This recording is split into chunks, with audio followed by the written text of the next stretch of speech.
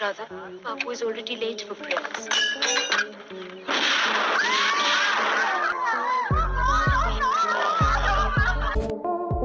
ఇండియాలో పుట్టిన ప్రతి ఒక్కరికి మహాత్మా గాంధీ గురించి ఖచ్చితంగా తెలుసుంటుంది. మన ఇండియాకి స్వాతంత్రం తీసుకురావడంలో కీలక పాత్ర పోషించిన వారిలో ఆయన ఒకరు. అలాంటి వ్యక్తిని మన ఇండియాలోని చాలా చోట్ల దాదాపు దేవుడితో సమానంగా పోలుస్తారు. ఇండియన్ కరెన్సీ నోట్లపై కూడా ఆయన యొక్క చిహ్నాన్ని ముద్రించారు. కానీ అలాంటి వ్యక్తిని జనవరి 30, 1948లో నాథురామ్ గాడ్సే కాల్చి హత్య చేశాడు. మహాత్మా గాంధీని చంపిన తర్వాత గాడ్సే అక్కడి నుండి తప్పించుకోగలిగేవాడు, కానీ తను అలా చేయలేదు. తను సరెండర్ అయిపోయాడు. తర్వాత ఆయనని ఉరి తీయడం జరిగింది. అయితే ఈ వీడియోలో మనం అసలు గాడ్సే ఎవరు, అతను మహాత్మా గాంధీని అసలు ఎందుకు చంపాల్సి వచ్చింది, మహాత్మా గాంధీ మన ఇండియాకి చేసినటువంటి ద్రోహం ఏంటి అనే విషయాన్ని తెలుసుకుందాం. నాథురామ్ పూణేలోని ఒక బ్రాహ్మణ కుటుంబంలో జన్మించడం జరిగింది. తన చిన్నతనం నుంచే ఆయన జాతీయవాదుల నుంచి చాలా ఇన్స్పైర్డ్ గా ఉండేవాడు. దానివల్ల ఆయన తన ఉన్నత విద్యను మధ్యలోనే వదిలేసి తన సోదరులతో కలిసి RSS లో చేరారు. గాడ్సే హిందూ రాష్ట్ర అనే పేరుతో తన సొంత వార్తా పత్రికను మొదలు పెట్టాడు. తర్వాత ఆయన హిందూ రాష్ట్ర దళ అనే పేరుతో ఒక ఆర్గనైజేషన్ ని కూడా ఫామ్ చేశాడు.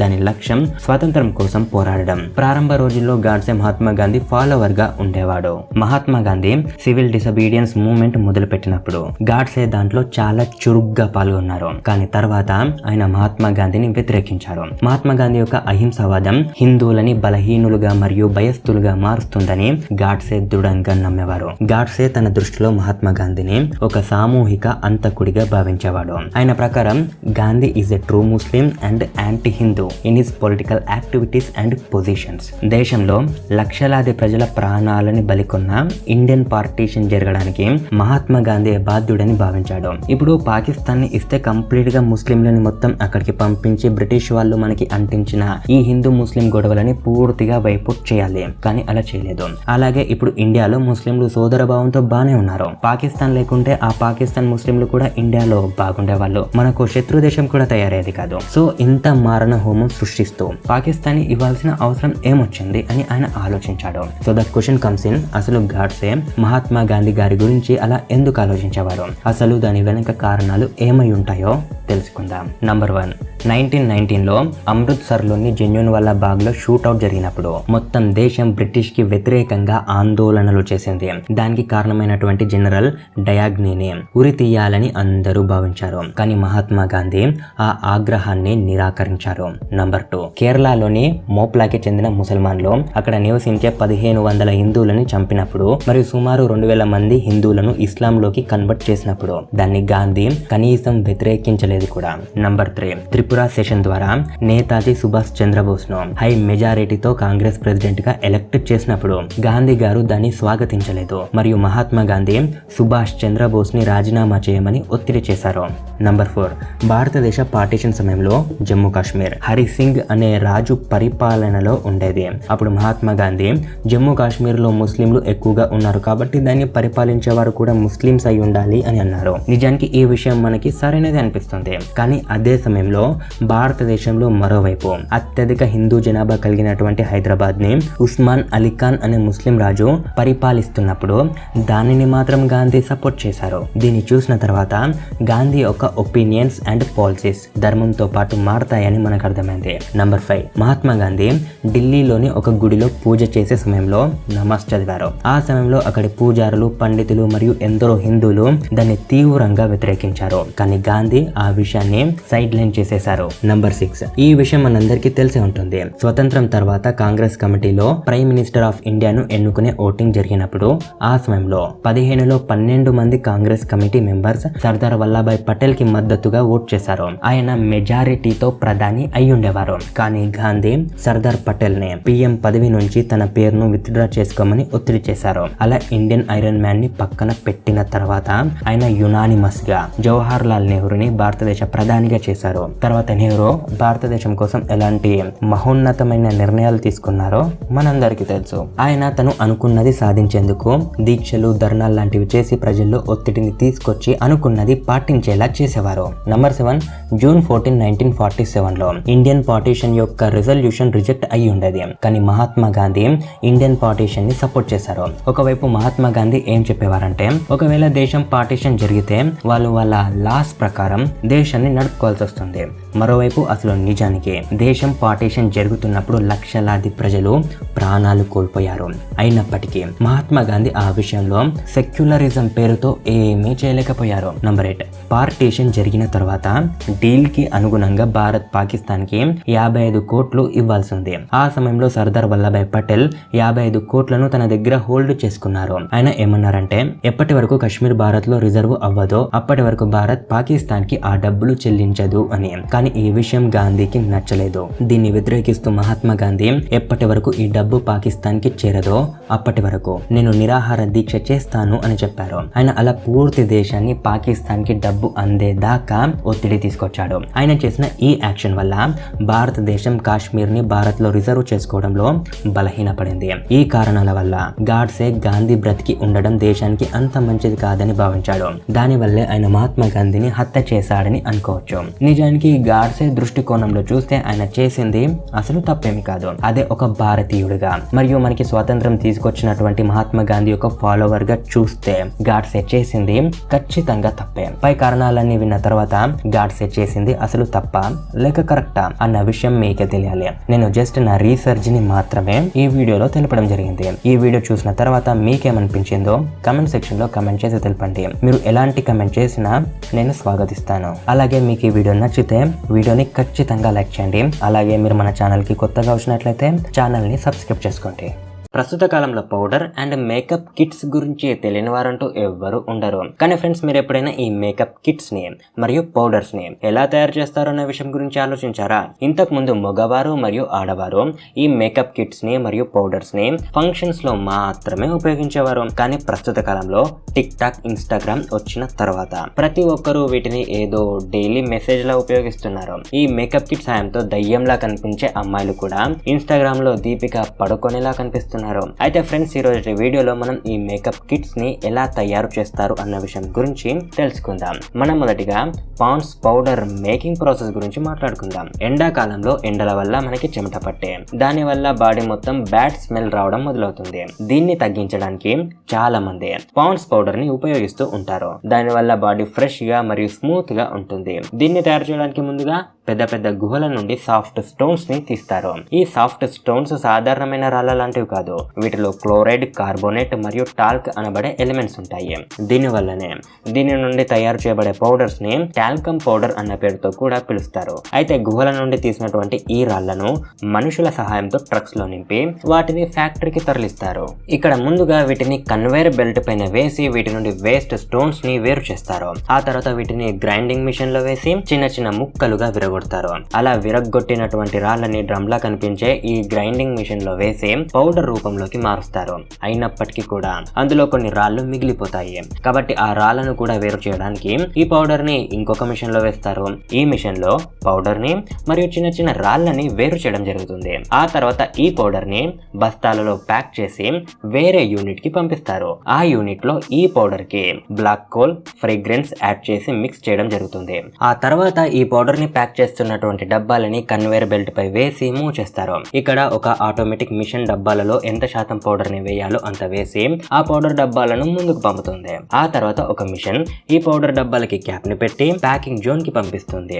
ఆ ప్యాకింగ్ జోన్ లో ఈ పాండ్స్ పౌడర్ డబ్బాలు ప్యాకింగ్ అయ్యి ట్రాన్స్పోర్ట్ కి రెడీ అవుతాయి. అలా ప్యాకింగ్ చేసినటువంటి డబ్బాలను మార్కెట్ కి ట్రాన్స్పోర్ట్ చేసి అక్కడ ప్రజలు కొనుక్కోవడానికి వీలుగా ఉండేలా వీటిని అరేంజ్ చేస్తారు. ఈ రకంగా మనం రెగ్యులర్ గా వాడుతున్నటువంటి పౌడర్ ని తయారు చేస్తారు. ఫ్రెండ్స్, మనం ఇప్పుడు మేకప్ కిట్స్ ని ఎలా తయారు చేస్తారు అన్న విషయం గురించి మాట్లాడుకుందాం. అయితే ముందుగా మేకప్ కిట్స్ ని తయారు చేయడానికి ఆ మేకప్ కిట్ యొక్క బాక్స్ ని తయారు చేయాల్సి ఉంటుంది. దీనికోసం ముందుగా రెక్టాంగిల్ షేప్ లో ఉన్నటువంటి జింక్ ని రూలింగ్ మిషన్ లో వేసి పల్చిన లేయర్ లా తయారు చేస్తారు. తర్వాత దాన్ని చిన్న చిన్న చాంబర్స్ ఉన్నటువంటి ప్లాస్టిక్ బాక్స్ కి అటాచ్ చేస్తారు. తర్వాత ఇందులో మేకప్ మెటీరియల్ ని ఫిల్ చేయడానికి మేకప్ పౌడర్ ని తయారు చేస్తారు. దానికోసం ముందుగా మిక్సింగ్ మిషన్ లో టాల్కమ్ పౌడర్, కోకో పౌడర్ మరియు కార్న్ స్టార్చ్ ని యాడ్ చేసి వాటిపై ఎసెన్షియల్ ఆయిల్ మరియు గ్లిజరిన్ ని వేసి బాగా మిక్స్ చేస్తారు. ఆ తర్వాత వాటికి ఏ కలర్స్ అయితే యాడ్ చేయాలో ఆ కలర్స్ ని యాడ్ చేస్తారు. చేస్తారు. ఆ తర్వాత ఆ పౌడర్ ని ఒక విధమైనటువంటి ట్రేలో పెట్టి దానిపై ఒక పాలిథిన్ కవర్ ని వేసి ప్రెస్ చేస్తారు. దానివల్ల పౌడర్ కి చిన్న చిన్న స్క్వేర్ షేప్ వస్తుంది.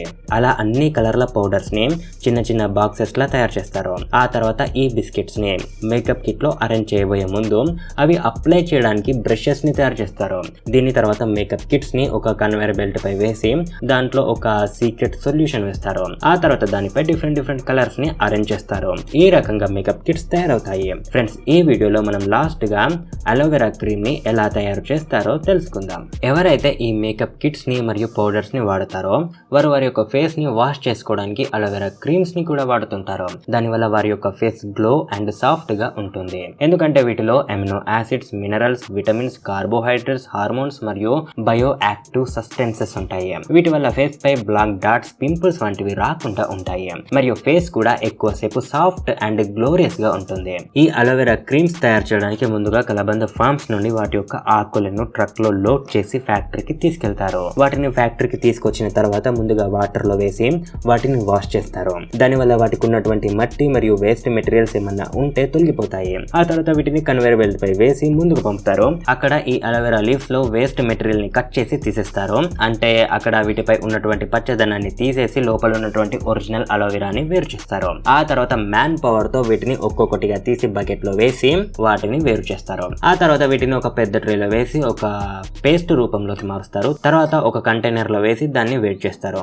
ఇందులో షుగర్, లిగ్నిమ్, సపోనిమ్ మరియు పర్ఫ్యూమ్ ని యాడ్ చేసి హీట్ చేస్తారు. అలా ఈ మెటీరియల్ హీట్ చేయడం వల్ల అందులో ఉన్నటువంటి బ్యాక్టీరియా పూర్తిగా నశించిపోతుంది. దానివల్ల అలోవెరా జెల్ లాంగ్ టైం వరకు పాడవకుండా ఉంటుంది. ఆ తర్వాత ఈ అలోవెరా జెల్ ని చిన్న చిన్న ట్యూబ్ లో వేసి ప్రతి ప్రోడక్ట్ యొక్క క్వాంటిటీ అండ్ క్వాలిటీని టెస్టింగ్ మిషన్ ద్వారా టెస్ట్ చేస్తారు. అంతా పర్ఫెక్ట్ గా ఉంది అని తెలిసిన తర్వాత వీటిని బాక్స్ లో ఫిల్ చేసి మార్కెట్ లో అమ్మడానికి పంపుతారు. సో అది ఫ్రెండ్స్ ఈ రోజు వీడియో. మీకు ఈ వీడియో నచ్చింది అని అనుకుంటున్నాను. ఒకవేళ నచ్చితే వీడియోని లైక్ చేయడం అస్సలు మర్చిపోవద్దు. అలాగే ఈ వీడియో మీకు ఎలా అనిపించిందో కింద కామెంట్ చేయండి. అలాగే మీరు మన ఛానల్లో ఇంకా ఎలాంటి వీడియోస్ ని కోరుకుంటున్నారో కూడా కింద కామెంట్ లో చెప్పండి. అలాగే మన ఛానల్ ని సబ్స్క్రైబ్ చేసుకోవడం అస్సలు మర్చిపోవద్దు. మీకు స్క్రీన్ పైన కనిపిస్తున్న వీడియో కూడా మీకోసమే. అది మీకు ఖచ్చితంగా నచ్చుతుంది కాబట్టి చూడడానికి ప్రయత్నించండి. మరో వీడియోలో మళ్ళీ కలుసుకుందాం. Until then, do little things.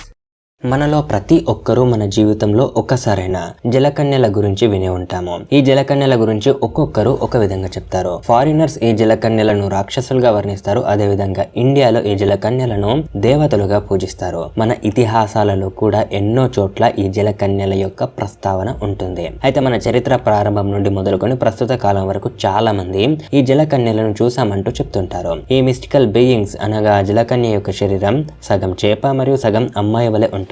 ఈ జలకన్యలు ఆడవి మాత్రమే ఉంటాయి. ఇప్పటి వరకు ఎవ్వరు కూడా వీటిలో మగ జీవులని చూడలేదు. ఇవి తమ సంతానాన్ని ఎలా ఉత్పత్తి చేస్తాయో ఎవ్వరికి తెలీదు. ఈ ప్రపంచంలోని ఎన్నో చోట్లలో మరియు కల్చర్స్ లో జలకన్యల ప్రస్తావన ఉంది. ఇక్కడ ఆశ్చర్యపరిచే విషయం ఏంటంటే ఈ భూమిపై అసలు టెక్నాలజీ అండ్ కమ్యూనికేషన్ లాంటి ఎలాంటి వస్తువులు లేని సమయంలో, అంటే అసలు భూమిపై మనుషులు ఒకరితో ఒకరికి సంబంధం లేకుండా జీవిస్తున్న సమయంలో కూడా వీటి ప్రస్తావన ఉంది. ఒక గ్రీక్ లెజెండ్ ప్రకారం గార్జియస్ అటగేషియస్ నీటిలోకి వెళ్లిపోయి నీళ్లలో జీవించేందుకు జలకన్య వల్ల మార్పు చెందిందట. అప్పటి నుండే ప్రపంచంలోని నలుమూలలో జలకన్యల ఉల్లేఖనం వెలువడడం మొదలైందట.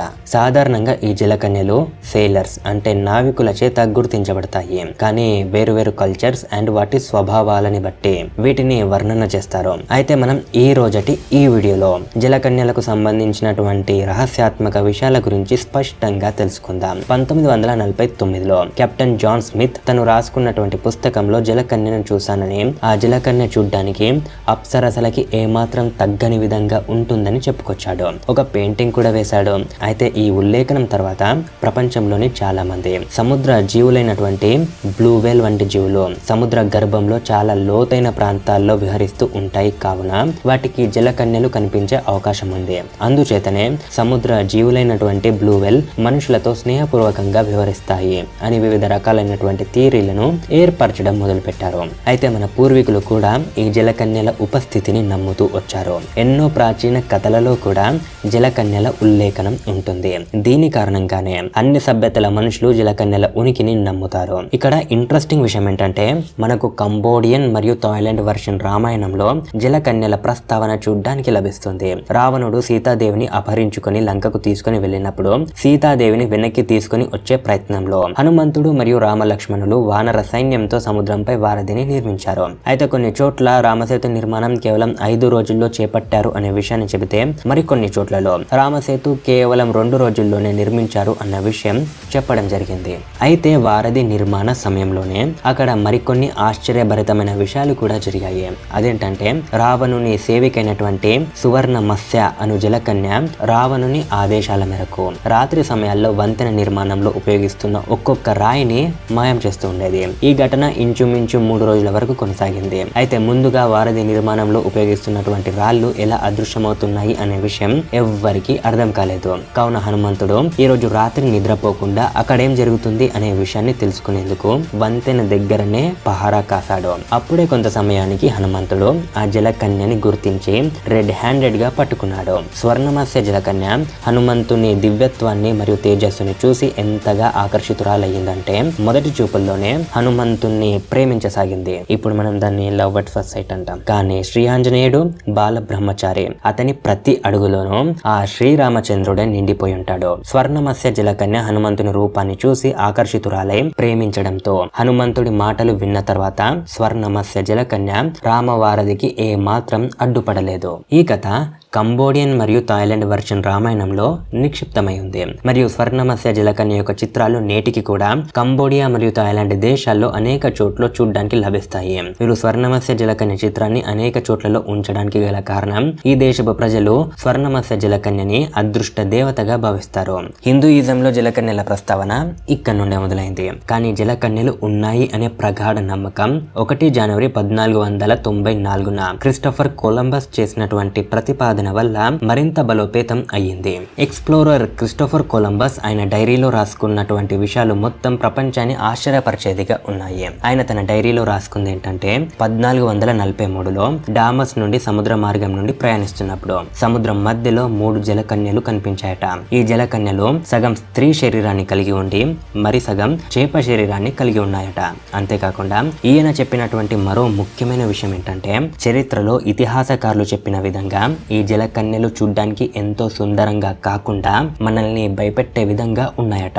కొలంబస్ వంటి ప్రముఖుల వాదనలు విన్న తర్వాత ప్రపంచంలో నలుమూలలో ఉన్నటువంటి వ్యక్తులు సముద్రంలో జలకన్యలు ఉన్నాయనే విషయాన్ని మరింతగా నమ్మడం మొదలుపెట్టారు. కానీ ఏదేమైనప్పటికీ ప్రస్తుత కాలంలో ఎవ్వరూ ఈ జీవులని ప్రాణాలతో చూడలేదు. అక్కడక్కడ కొన్ని చోట్ల వీటికి సంబంధించినటువంటి కొన్ని స్కెలిటన్స్ మాత్రమే లభించాయి. మనకు లభించిన ఆ ఆధారాల సహాయంతోనే మనం ఒకప్పుడు వీటి యొక్క అస్తిత్వం భూమిపై ఉండేది అని నిర్ధారించుకోవచ్చు. అయితే ప్రస్తుత కాలంలో కూడా సైంటిస్టులు అసలు ఈ జీవులు ఎలా జీవించేవి మరియు సముద్రంలోని ఏ భాగంలో జీవించేవి అన్న విషయాలపై పరిశోధనలు జరుపుతూనే ఉన్నారు. వారు అందులో ఎప్పుడైతే సక్సెస్ సాధిస్తారో అప్పుడు మన చరిత్రలో చెప్పబడినటువంటి ఈ కథలు అన్ని నిజమని ఈ ప్రపంచానికి తెలుస్తుంది. సో అంతే ఫ్రెండ్స్, ఈ రోజుకి మీరు ఈ వీడియోని పూర్తిగా చూసారు అంటే మీకు ఈ వీడియో నచ్చే ఉంటుంది. కాబట్టి ఆ లైక్ బటన్ ని ప్రెస్ చేయండి. అలాగే మీకు ఈ వీడియో ఎలా అనిపించిందో కింద కమెంట్ చేయండి. అసలు జలకన్యలు ఉన్నాయంటారా? మీ ఒపీనియన్ ని కమెంట్ చేయండి. అలాగే కింద సబ్స్క్రైబ్ బటన్ నొక్కి సబ్స్క్రైబ్ చేసుకోండి. మీకు ఇప్పుడు మీకు స్క్రీన్ పైన కనిపిస్తున్న వీడియో కూడా మీకు నచ్చుతుంది కాబట్టి దాన్ని చూడడానికి ప్రయత్నించండి. మరో వీడియోలో మళ్ళీ కలుసుకుందాం. Until then do little things. సనాతన ధర్మం ఈ భూమిపైనే అత్యంత ప్రాచీనమైన ధర్మాల్లో ఒకటి. ఇది ఇండియా మరియు నేపాల్లో ఎక్కువగా కనిపిస్తుంది. అయితే హిందూ ధర్మంలో ఎంతో మంది దేవుళ్ళు ఉన్నప్పటికీ త్రిమూర్తులను అత్యంత శ్రేష్టమైన వారుగా భావిస్తారు. వారి బ్రహ్మ, విష్ణు, మహేశ్వరులు. మన హిందూ ఇతిహాస గ్రంథమైనటువంటి భగవద్గీత ప్రకారం చెప్పబడింది ఏంటంటే ఎప్పుడైతే ఈ భూమిపై అన్యాయం, అక్రమం మరియు అరాచకం పెరిగిపోతాయో అప్పుడు ఆ శ్రీ మహావిష్ణువు ఈ భూమిపై అవతరించి చెడుని అంతం చేస్తాడు. అంతేకాదు ప్రస్తుతం మన కలియుగంలో కూడా భవిష్యత్తులో ఆ శ్రీ మహావిష్ణువు కల్కి అవతారాన్ని ఎత్తుతాడు అని భవిష్యవాణిలో లిఖించబడింది. అయితే ఈ శ్రీ మహావిష్ణువు యొక్క అత్యంత శ్రేష్టమైన అవతారాలలో శ్రీకృష్ణ అవతారం కూడా ఒకటి. ఆ శ్రీకృష్ణుడి యొక్క జననం ద్వాపర యుగంలో జరిగింది. ఆ ద్వాపర యుగం మొత్తానికి ఆయనని అత్యంత శ్రేష్టమైన వ్యక్తిగా కొలుస్తారు. ఆ కాలానికి చెందినటువంటి వ్యాసుడు రాసిన మహాభారతం, భాగవతాలలో ఈయన గురించి వివరించబడింది. హిందూ ఇతిహాసాలలో చెప్పబడిన దాని ప్రకారం నేటికి శ్రీకృష్ణుడి జననం జరిగి 5,000 సంవత్సరాలు గడుస్తున్నాయి. అయితే ఇక్కడ అతిపెద్ద ప్రశ్న ఏంటంటే, మీరు ఎప్పుడైనా ఆ శ్రీకృష్ణుడి యొక్క నిజమైన స్వరూపాన్ని చూసారా? అయితే 5,000 సంవత్సరాల క్రితం నిజానికి అసలు ఫోటోగ్రఫీ అనేదే లేదు. కావున ఆ శ్రీకృష్ణుడి యొక్క ముఖ చిత్రాన్ని మేమెలా చూడగలం అని అనుకుంటున్నారా? కానీ ఆ శ్రీకృష్ణుడి యొక్క నిజమైన స్వరూపాన్ని మీరు చూడవచ్చు. ఎందుకంటే ఈ రోజు వీడియోలో నేను మీకు ఆ శ్రీకృష్ణుని యొక్క నిజమైన స్వరూపాన్ని చూపిస్తాను. దానికోసం మీరు చేయాల్సిందల్లా మా వీడియోని స్కిప్ చేయకుండా లాస్ట్ వరకు చూడడం మాత్రమే. అయితే శ్రీకృష్ణుని యొక్క స్వరూపాన్ని చూడబోయే ముందు మనం ముందుగా శ్రీకృష్ణుడి యొక్క జీవనం గురించి, ఆయన మనుషుల కోసం చేసినటువంటి మానవ ఉద్ధరణ గురించి తెలుసుకుందాం. మహాభారత కాలంలో ఆ శ్రీకృష్ణుడు ప్రజలందరికీ ఒక మార్గదర్శిగా నిలిచి మనుషులతో పాటునే ఉంటూ వారికి ధర్మం వైపు నడిపించాడు. ఆ శ్రీకృష్ణ పరమాత్ముడు వాసుదేవుడు మరియు దేవకిలకు అష్టమ సంతానంగా జన్మించాడు. శ్రీకృష్ణుడు జన్మించింది మధురా నగరంలో అయినప్పటికీ కూడా కొన్ని కఠినమైన పరిస్థితుల వల్ల ఆయన పెరిగింది మాత్రం గోకులంలో యశోద మరియు నందనుడు ఆ శ్రీకృష్ణుడిని పెంచి పెద్ద చేశారు. ఆయన యొక్క చిన్నతనం మొత్తం గోకులంలోనే గడిచింది. ఆయన ఆ వయస్సులోనే మానవ మాతృలకి సాధ్యపడని ఎన్నో కార్యాలను చేసి చూపించాడు. శ్రీకృష్ణ పరమాత్ముడు బృందావనం మరియు ఆయన యొక్క పరివారాన్ని కాపాడుకోవడం కోసం ఎంతో మంది రాక్షసులతో యుద్ధం చేసి వారిని వధించాడు. మధురా నగరంలో కంసుని అంతం చేసిన తర్వాత ఆయన తన ప్రజలతో కలిసి సముద్రం మధ్యలో ద్వారక నగరాన్ని నిర్మించి అక్కడికి వెళ్లిపోయాడు. నేటికి కూడా ఆ ద్వారక నగరం మన ఇండియన్ ఓషన్ లోనే ఉంది అని చాలా మంది నమ్ముతారు. శ్రీకృష్ణుడు మహాభారత యుద్ధంలో కూడా పాండవులకు ఎంతగానో సహాయం చేశాడు. శ్రీకృష్ణుడు లేకుండా మహాభారత యుద్ధాన్ని అసలు మనం ఊహించలేం. అర్జునుడి రథానికి ఆయనే స్వయంగా రథ సారథిగా మారి యుద్ధాన్ని ముందుకు నడిపించాడు. మహాభారత యుద్ధం పూర్తయిన తర్వాత కొన్ని సంవత్సరాల పాటు తన రాజ్యాన్ని ఎంతో సంపన్నంగా పాలించినటువంటి శ్రీకృష్ణుడు తన అవతారం ముగించాల్సిన సమయం వచ్చిందని తెలుసుకుని ఒక వేటగాడి వల్ల తన అవతారాన్ని ముగిస్తాడు. శ్రీకృష్ణుడు అవతారం వదిలిన తర్వాత పరీక్షిత్ యొక్క రాజ్య పాలన మొదలవుతుంది. రాజా పరీక్షిత్ అభిమన్యు మరియు ఉత్తర యొక్క కుమారుడు. ఆయన పాలన మొదలైనప్పుడే కలియుగం కూడా మొదలైంది అని నమ్ముతారు. ప్రస్తుత కాలంలో మనందరికీ భగవద్గీత ఒక మార్గదర్శకంగా మారింది. ఈ భూమండలంపై మొలిచినటువంటి ప్రతి ప్రశ్నకు భగవద్గీతలో సమాధానం దొరుకుతుంది. ఆ కాలంలో జీవించినటువంటి శ్రీకృష్ణుడి యొక్క స్వరూపాన్ని మాకు ఎలా చూపిస్తారు అని అనుకుంటున్నారా? అవును, నిజమే. నేను మీకు ప్రస్తుత కాలంలో మనం ఉపయోగిస్తున్నటువంటి మొబైల్ ఫోన్స్ లో తీసిన ఫోటోనేమి చూపించబోవడం లేదు. ప్రాచీన కాలానికి చెందినటువంటి ఫోటోలు ప్రస్తుత కాలంతో పోల్చుకుంటే చాలా భిన్నంగా ఉండేవి. మరి ఆ సమయంలో ఫొటోస్ ఎలా ఉండేవంటే, అప్పుడు ప్రముఖ చిత్రకారులు ఒక మనిషిని చూసి తన యొక్క పెయింటింగ్ వేసేవారు. ఆ పెయింటింగ్స్ కూడా ప్రస్తుత కాలంలో మన మొబైల్ తో తీసుకున్నటువంటి ఫొటోస్ కన్నా చాలా రియలిస్టిక్ గా ఉండేవి. వాటిని ఆ మనిషి యొక్క శరీర ప్రతిబింబంగా కూడా చెప్పుకునేవారు. ప్రస్తుత కాలంలో మన సైంటిస్టులకు గుహలలో మరియు కొన్ని నాణ్యాలపై ఎన్నో ప్రాచీన వస్తువులపై మహాభారత కాలానికి చెందినటువంటి ఎన్నో చిత్రాలు కనిపించాయి. వాటిని చూసినప్పుడు అందులో చాలా చిత్రాలు మన మహాభారతంలో చదువుకున్నటువంటి ఆ శ్రీకృష్ణుని యొక్క స్వరూపంతో సరిగ్గా సరిపోతున్నాయి. చాలా పరిశోధనలు చేసిన తర్వాత ఆ చిత్రాలు నిజంగానే శ్రీకృష్ణునివి అని సైంటిస్టులు నిర్ధారణకి వచ్చారు. అలాగే ప్రాచీన కాలానికి చెందినటువంటి కొన్ని నాణ్యాలపై కూడా ఆ శ్రీకృష్ణుని పోలినటువంటి సమానమైన ఆకృతి కలిగినటువంటి కొన్ని రూపాలున్నాయి.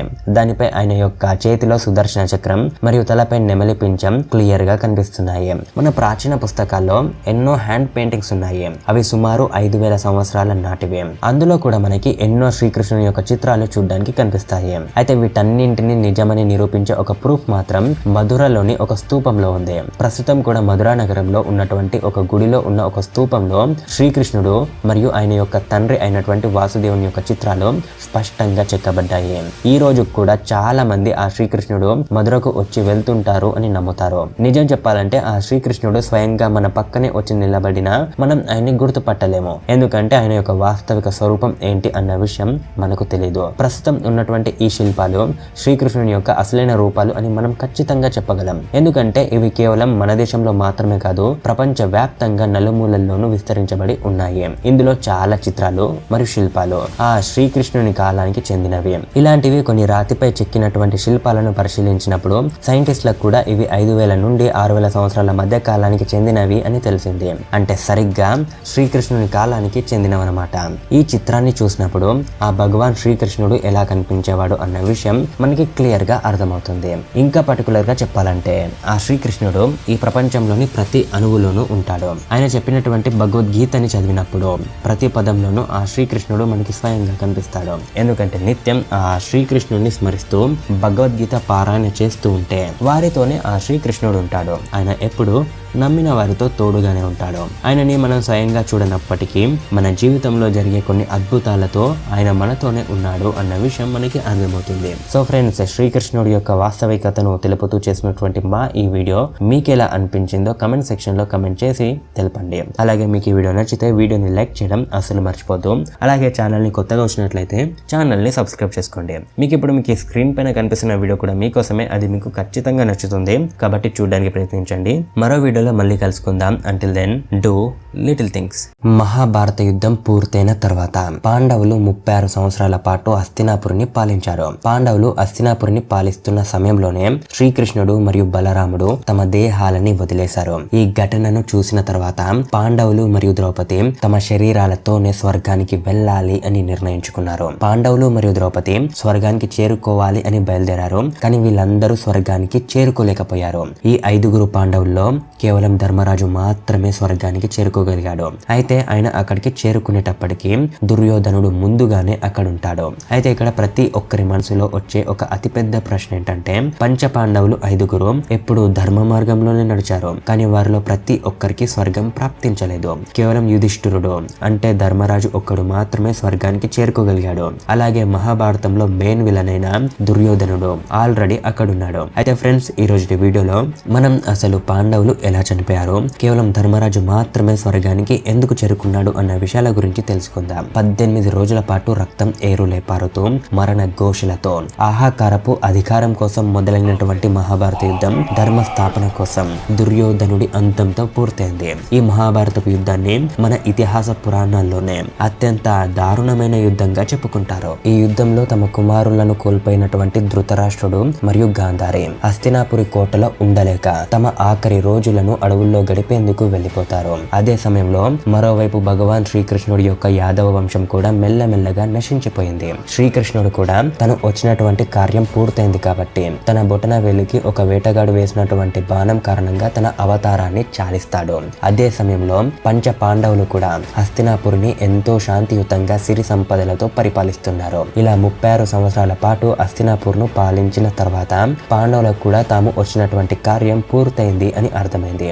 వారు కూడా ఈ భూమిని విడిచిపెట్టి వెళ్లిపోవాలి అని నిర్ణయించుకున్నారు. అలా నిర్ణయించుకున్న తర్వాత ధర్మరాజు అభిమన్యుడి యొక్క కుమారుడైనటువంటి పరిషత్కు రాజ్య బాధ్యతలు అప్పగించాడు. ఆ తర్వాత మహర్షి వేదవ్యాసుని యొక్క ఆశీర్వాదం తీసుకుని పంచ పాండవులు ద్రౌపదితో కలిసి రాజ్యం విడిచి స్వర్గం వైపు వారి ప్రయాణాన్ని మొదలు పెట్టారు. కానీ స్వర్గానికి వెళ్ళాలి అనుకున్న వీరి యొక్క ప్రయాణంలో అర్జునుడు తన అంబులపదును మరియు గాంధీవాన్ని విడిచిపెట్టలేదు. అలా ప్రయాణిస్తున్న వారు ఎన్నో అడవులు, కొండలు, నదులు, సముద్రాలు దాటుకుంటూ ఎర్ర సముద్ర తీరానికి చేరుకున్నారు. అయితే ఇక్కడ అనుకోకుండా అగ్నిదేవుడు ప్రత్యక్షమై మీరు స్వర్గానికి వెళ్ళాలి అంటే అర్జునుడు తన గాంధీవాన్ని వదిలేయాలి అని చెప్తాడు. అది విన్నటువంటి అర్జునుడు తన గాంధీవాన్ని అగ్నిదేవునికి ఇచ్చేసి తన మార్గంలో మళ్ళీ ముందుకు సాగుతాడు. అయితే అలా వెళ్తున్న సమయంలో మార్గం మధ్యలో వారికి ఒక కుక్క కూడా కనిపిస్తుంది. అది కూడా వారితో పాటే నడవడం మొదలు పెడుతుంది. ఇలా ఉత్తర దిశగా సాగుతున్నటువంటి పాండవులకు కేదార్నాథ్ లో ఆ పరమశివుడు దర్శనమిస్తాడు. అలా ముందుకు సాగుతున్న సమయంలోనే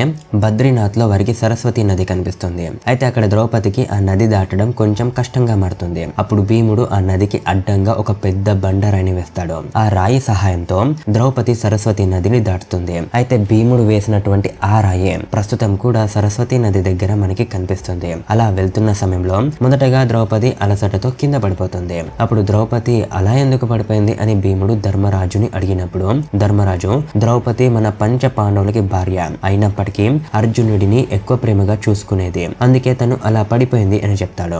ఆ తర్వాత వారు ద్రౌపదిని అక్కడే వదిలి ముందుకు సాగుతారు. కొంచెం దూరం ప్రయాణించిన తర్వాత సహదేవుడు కూడా పడిపోతాడు. అప్పుడు భీముడు సహదేవుడి యొక్క పాపాల గురించి అడిగినప్పుడు యుధిష్ఠిరుడు ఏం చెప్పాడంటే సహదేవుడికి తన వ్యక్తిత్వంపై అత్యంత అపారమైన గర్వం ఉండేది. ఆ గర్వం కారణంగా తాను ఎవరిని కూడా తనతో సమానంగా చూసేవాడు కాదు, అందుకే ఇలా జరిగింది అని చెప్తాడు. అలా కాస్త ముందుకు వెళ్ళిన తర్వాత మళ్ళీ నకులుడు కూడా పడిపోతాడు. దీనికి జవాబుగా ధర్మరాజు నకులుడికి తన అందంపై ఎంతో గర్వం మరియు మక్కువ ఉండేది, దీని కారణంగా తాను కూడా స్వర్గానికి చేరుకోలేడు అని చెప్తాడు. కాస్త ముందుకు వెళ్ళిన తర్వాత అర్జునుడు కూడా పడిపోతాడు. దీనికి కారణం అర్జునుడికి తన పరాక్రమం మరియు యుద్ధ కౌశల్యంపై ఉన్నటువంటి గర్వం. తాను ఆ గర్వంతోనే మహాభారత యుద్ధానికి ముందు తను ఒక్క రోజులోనే తన శత్రువులందరినీ తన గాంధీవంతో వధిస్తాను అని చెప్తాడు. కానీ అలా చేయలేకపోతాడు. అందుకే తాను కూడా మార్గం మధ్యలోనే పడిపోతాడు. తన సహోదరులు చేసినటువంటి చేసినటువంటి తప్పులను భీముడికి వివరిస్తూ ధర్మరాజు మరియు భీముడు మాత్రమే ముందుకు సాగుతారు. అలా వెళ్తున్న సమయంలో చివరిగా భీముడు కూడా నేల కొరుగుతాడు. భీముడు నేను చేసిన తప్పేంటి అని ధర్మరాజును అడిగినప్పుడు నువ్వు నీ శక్తిని మరియు పరాక్రమాన్ని చూపించడానికి ప్రకృతిని నాశనం చేస్తావు. ఎలా అయితే సరస్వతి నదిని దాటడానికి ఆ నదిని ఆపేలా ఒక రాయిని వేశావో అలా అని చెప్తాడు. తన తమ్ముళ్ళందరినీ వదిలి ధర్మరాజు మాత్రమే ముందుకు సాగుతూ స్వర్గ ద్వారానికి చేరుకుంటాడు. ఆ ద్వారం దగ్గర ధర్మరాజుకి దేవతలకి రాజు అయినటువంటి ఇంద్రుడు కనిపిస్తాడు. దేవరాజు ఇంద్రుడు కనిపించిన తర్వాత ధర్మరాజు తన తమ్ముళ్ళు మరియు ద్రౌపది మార్గం మధ్యలోనే ఉండిపోయారని వారిని ఇక్కడికి తీసుకురమ్మని అడుగుతాడు. దానికి జవాబుగా ఇంద్రదేవుడు నీ తమ్ముళ్ళు మరియు ద్రౌపది వారి యొక్క శరీరాలను వదిలేసి నీకన్నా ముందే స్వర్గానికి చేరుకున్నారు అని చెబుతాడు. కేవలం ధర్మరాజుకి మాత్రమే తన శరీరంతో పాటు స్వర్గానికి వెళ్ళడానికి అవకాశం దక్కింది. కానీ ఇంద్రుడు నీతో పాటు ఈ కుక్క స్వర్గానికి రావడానికి అనుమతి లేదు అని చెప్తాడు. చాలాసేపు ఇంద్రుడు చెప్పిన తర్వాత కూడా ధర్మరాజు వినడు. అప్పుడు కుక్క రూపంలో ఉన్నటువంటి యమధర్మరాజు తన నిజ స్వరూపాన్ని చూపిస్తాడు. అంటే ఇంతసేపు పంచ పాండవులతో కలిసి ప్రయాణించింది సాక్షాత్తు ఆ యమధర్మరాజు. ధర్మరాజు యొక్క నిజాయితీ మరియు ధర్మ పాలన చూసినటువంటి యమధర్మరాజు ధర్మరాజుని ఆశీర్వదించి అక్కడి నుంచి వెళ్ళిపోతాడు. ఆ తర్వాత ధర్మరాజు ఇంద్రుడితో కలిసి స్వర్గానికి వెళ్తాడు. కానీ అక్కడికి వెళ్లి చూసిన తర్వాత ధర్మరాజు నిజంగా ఆశ్చర్యపోతాడు. ఎందుకంటే అక్కడ తనకంటే ముందే దుర్యోధనుడు దేవతలతో కలిసి ఒక దివ్య సింహాసనంపై కూర్చుని ఉంటాడు. ధర్మరాజు ఇంద్రుడిని దుర్యోధనుడు ఇక్కడ ఉండడానికి గల కారణం ఏంటి అని అడిగినప్పుడు ఇంద్రుడు ధర్మరాజుతో దుర్యోధనుడు తన జీవితంలో ఎన్నో అధర్మపు పనులు మరియు అరాచకాలను చేసినప్పటికీ యుద్ధంలో అర్జునుడు మరియు భీముడి యొక్క పరాక్రమాన్ని చూసిన తన ఓటమి మరియు చావు తన కళ్ళ ముందే ఉన్నా కూడా తాను భయపడకుండా తప్పో ఒప్పో తను నమ్మిన దాని గురించి పోరాడాడు. తనతో యుద్ధం చేసిన ఏ ఒక్కరిని విడిచిపెట్టి పారిపోలేదు. తను చూపించినటువంటి ఆ పరాక్రమం కారణంగానే తనకి ఈరోజు ఈ లోకంలో ఈ స్థానం లభించింది అని చెప్తాడు. ఆ తర్వాత దేవరాజు ఇంద్రుడు ధర్మరాజుతో పాటు ఒక దేవదూతని ఇచ్చి స్వర్గంలోని మరో ప్రదేశానికి తీసుకెళ్లమని చెప్తాడు.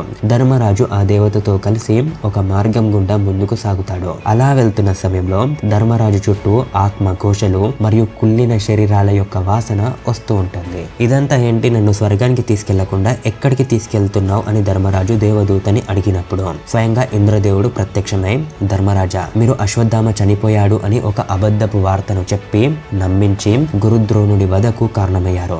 దీని కారణంగా మీరు కొంత సమయం పాటు నరకంలో గడపాల్సి ఉంటుంది అని చెప్తాడు. దీని తర్వాత దేవతల నది అయినటువంటి గంగా నదిలో ధర్మరాజు స్నానం చేసి తన శరీరాన్ని వదిలేసి స్వర్గానికి వెళ్తాడు. అక్కడ స్వర్గానికి వెళ్లి చూసిన తర్వాత ధర్మరాజుకి తన తమ్ముళ్ళు గాంధారితో పాటు శ్రీకృష్ణుడు మరియు బలరాముడు కూడా కనిపిస్తారు. సో ఫ్రెండ్స్, ఇది పంచపాండవులు ఎలా చనిపోయారు, చనిపోయిన తర్వాత ఎక్కడికి చేరుకున్నారు అన్న విషయాలకు సంబంధించినటువంటి కథ.